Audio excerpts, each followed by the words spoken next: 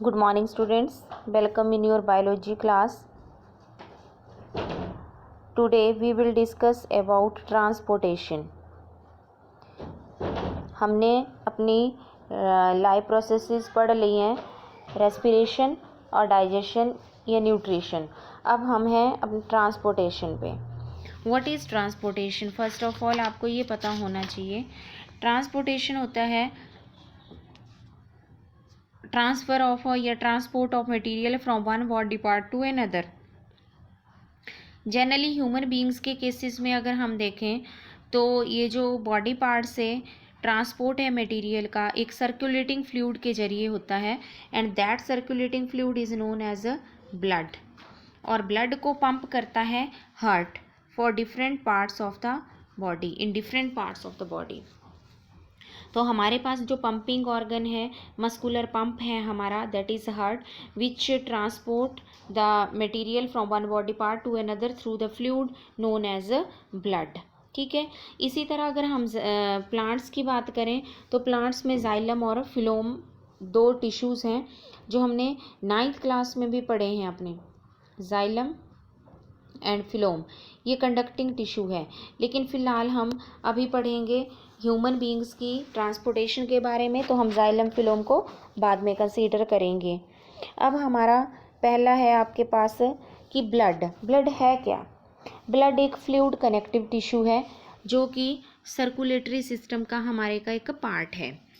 अब जो circulatory system है हमारे पास उसमें हमारे पास 3 चीज़ें होती हैं. एक होता है blood, first is blood, second is heart and third is blood vessels. Blood जो है वो सर्कुलेटिंग फ्लूइड है, हार्ट एक पंपिंग ऑर्गन है और ब्लड वेसल जो है वो कंडक्टिंग ट्यूब्स हैं, वेसल्स हैं विच कैन कंडक्ट और transport the material from one body part to another.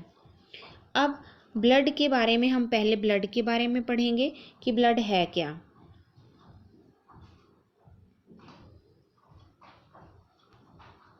Blood जो है ये एक सर्कुलेटिंग फ्लूइड है, बॉडी में प्रेजेंट होती है. अबाउट 6 to 7% और 1/13 of the body weight. Blood के 2 पार्ट होते हैं. या तो ब्लड में सेल्स 2 तरह के सेल्स प्रेजेंट होते हैं हमारे पास. सस्पेंडेड ब्लड सेल्स होते हैं, एक लिक्विड पार्ट होता है. ब्लड सेल्स की बात करें तो 3 तरह के ब्लड सेल होते हैं. RBCs जिनको हम रेड ब्लड कार्पसल्स कहते हैं, WBCs white blood corpuscles and blood platelets. और चौथा कंपोनेंट इसका होता है लिक्विड पार्ट जो है वो ब्लड प्लाज्मा. ठीक है. 4 पार्ट हो गए ब्लड के. अब ये जो RBCs हैं आपके पास रेड ब्लड सेल्स, ये रेड कलर के होते हैं क्योंकि इनमें हेमोग्लोबिन प्रेजेंट होता है. हेमोग्लोबिन का काम होता है ऑक्सीजन को कैरी करना from lungs to tissue and carbon dioxide को फ्रॉम टिश्यूज़ टू लंग्स, ताकि वो बाहर की जा सके. दूसरे सेल हैं आपके पास WBCs कलरलेस सेल होते हैं, वाइट ब्लड कॉर्पसल्स कहते हैं इनको, या वाइट ब्लड सेल्स भी बोल सकते हैं. ये इनके पास कोई हीमोग्लोबिन नहीं होता, that's why they are colourless. इनका काम होता है इन्फेक्शन से फाइट करना, फॉरेन मटेरियल को डिस्ट्रॉय करना, बॉडी को डिफेंस सिस्टम देना, और इसलिए हम इनको सोल्जर्स ऑफ द बॉडी के नाम से भी जानते हैं. तीसरे आपके पास आते हैं ब्लड प्लेटलेट्स. ब्लड प्लेटलेट्स जो होते हैं ये इरेगुलर सेल्स हैं. ये क्लॉटिंग ऑफ ब्लड के लिए रिस्पॉन्सिबल हैं जब कोई इंजरी हो जाती है तो. और फ्लूइड पार्ट है फिर ब्लड प्लाज्मा. ब्लड प्लाज्मा जो है वो मेनली एक वाटरी फ्लूइड है ब्लड की. ये लगभग 55 to 60% total amount of blood जो है वो बनाती है.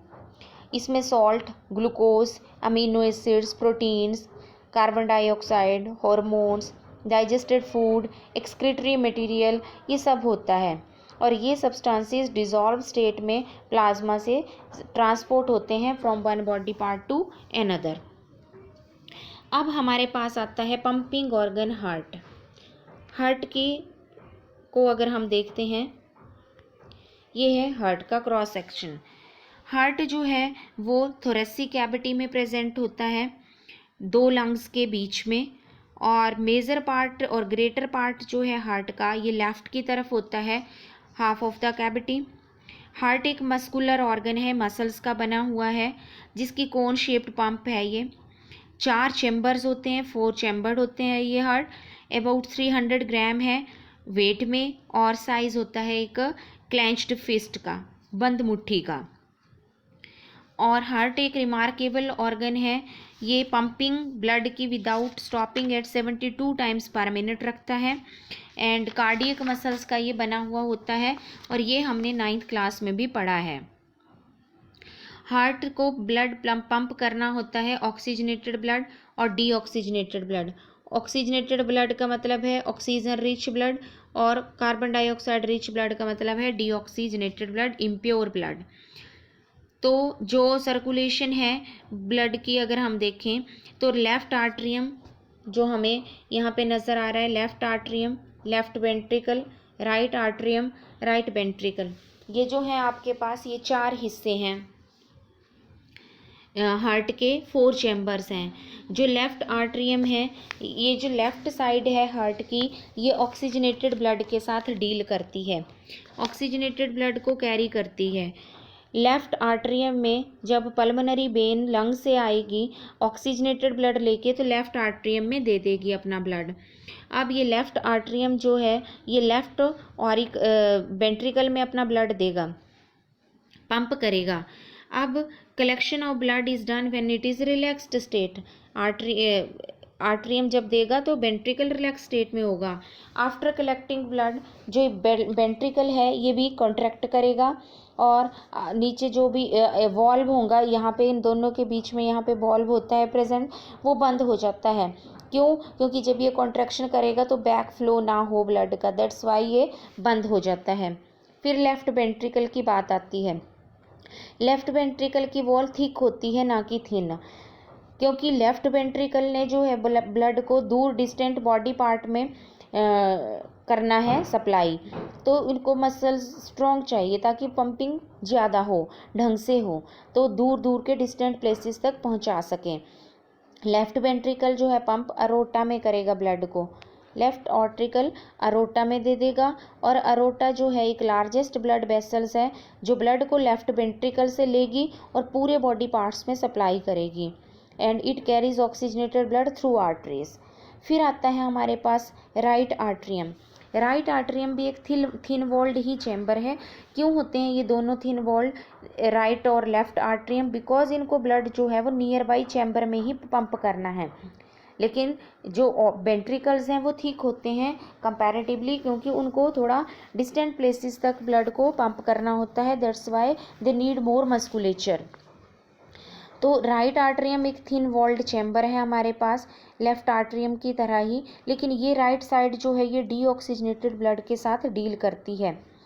अब डिफरेंट बॉडी पार्ट से जो डीऑक्सीजनेटेड ब्लड है जिसमें कार्बन प्रेजेंट है वो सारा आएगा और राइट ऑरिकल में ही आर्ट्रियम में आ जाएगा।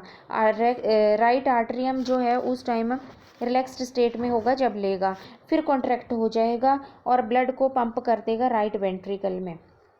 राइट वेंट्रिकल में ब्लड को पंप करेगा तो यहाँ भी बाल्ब्स लगे होंगे जो क्लोज हो जाएंगे ताकि बैक फ्लो ऑफ ब्लड को अवॉइड किया जा सके। फिर है राइट वेंट्रिकल एक थिक वॉल्ड चैम्बर है लेफ्ट वेंट्रिकल की तरह ही, और ये एक्सपेंडेड स्टेट में ब्लड को ले लेगा फ्रॉम राइट आर्ट्रियम, और ब्लड जो है फिर राइट वेंट्रिकल से लंग्स में पंप होगा पल्मोनरी आर्टरी के जरिए। पल्मोनरी आर्टरी जो है वो लंग्स तक ले जाएगी। अब लंग्स तक जब ये ले जाएगी तो लंग्स में जाके जो है फिर ये CO2 एक्सहेलेशन के दौरान रिमूव कर दी जाएगी।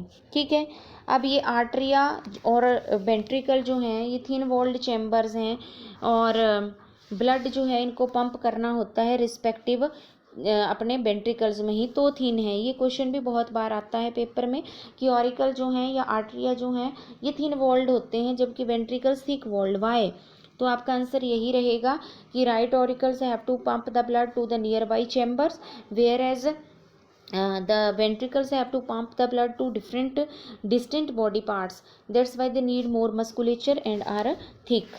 और अब ह्यूमन हार्ट में जो है वो 2 बार एक साइकिल के दौरान ब्लड पास हो रहा है, एक बार ऑक्सीजनेटेड फॉर्म में, एक बार डीऑक्सीजनेटेड फॉर्म में, तो हम इसको डबल सर्कुलेशन कहते हैं। Passing of blood twice through the heart during its one cycle is known as a double circulation. तो ये डबल सर्कुलेशन हो गया, ठीक है। फिर आती हैं हमारे पास ब्लड वेसल्स।